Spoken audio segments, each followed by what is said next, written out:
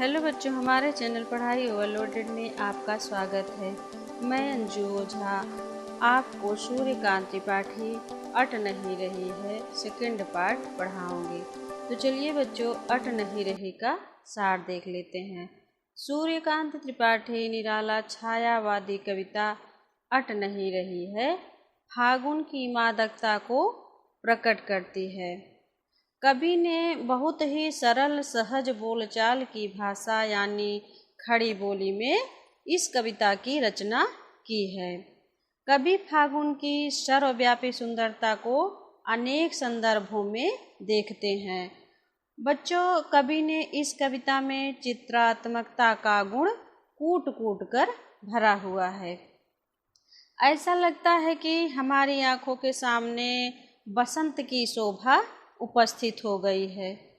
उनका मन प्रसन्न है, इसलिए उन्हें चारों तरफ सौंदर्य और उल्लास ही नजर आता है।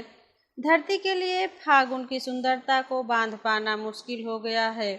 इसके रंग रूप गंध का जादू सभी के तन मन पर चल गया है। कवि फागुन का मानवीकरण करके कविता को और प्रभावशाली बना देते हैं। फागुन की सुगंध घरों के कोने कोने में पहुंचकर लोगों को मदकाने लगती हैं। वह कल्पना की ऊंची उड़ानें भरने लगते हैं और उनका जीवन और सुंदर बन जाता है। सौंदर्य प्रकृति के कोने कोने में हर हृदय को प्रभावित कर समा नहीं पा रहा है। चलिए बच्चों, देखते हैं कविता अट नहीं रही।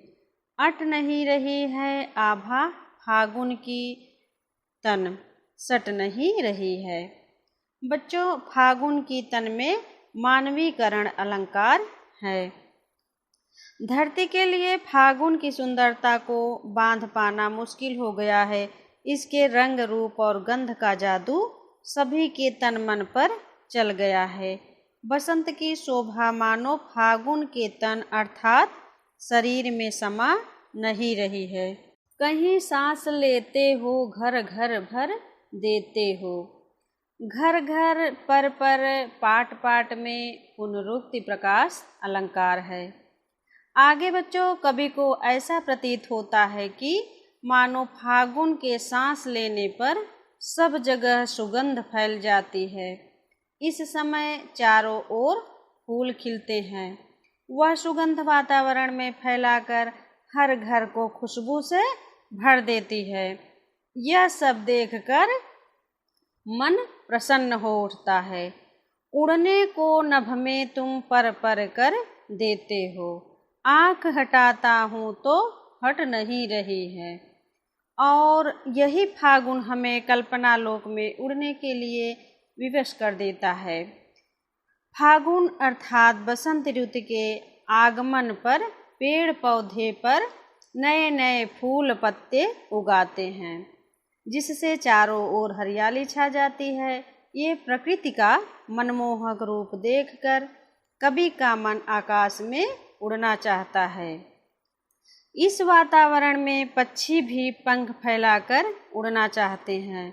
फागुन का यह दृश्य इतना सुहावना है कि यदि मैं इन सब से आँख हटाना चाहूँ भी तो हटा नहीं पाता हूँ।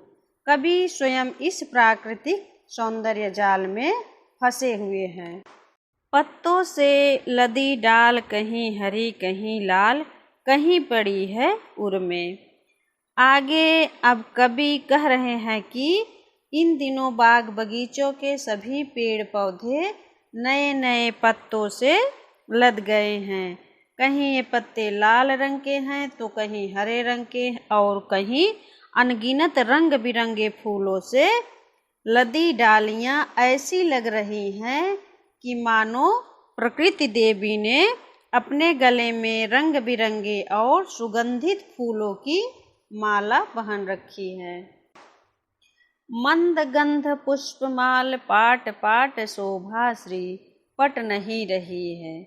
फागुन अपने पूर्ण रूप सौंदर्य के साथ हमारे सामने उपस्थित है, किंतु कवि को ऐसा लगता है कि उसका अनंत अनुपम सौंदर्य मानो समा नहीं रहा है। इस सुंदरता का कोई और छोर कभी को दिखलाई नहीं पड़ता है। उस अंतहीन अतुलनीय शोभा को कभी अपलक निहारते रह जाते हैं, अर्थात एकटक देखते रह जाते हैं और बरबस कह उठते हैं कि अरे ओ मतवाले फागुन, तुम्हारी सुंदरता तो हट नहीं रही है। बच्चों, आपको समझ में आया हो तो लाइक, कमेंट और सब्सक्राइब जरूर करें। धन्यवाद बच्चों।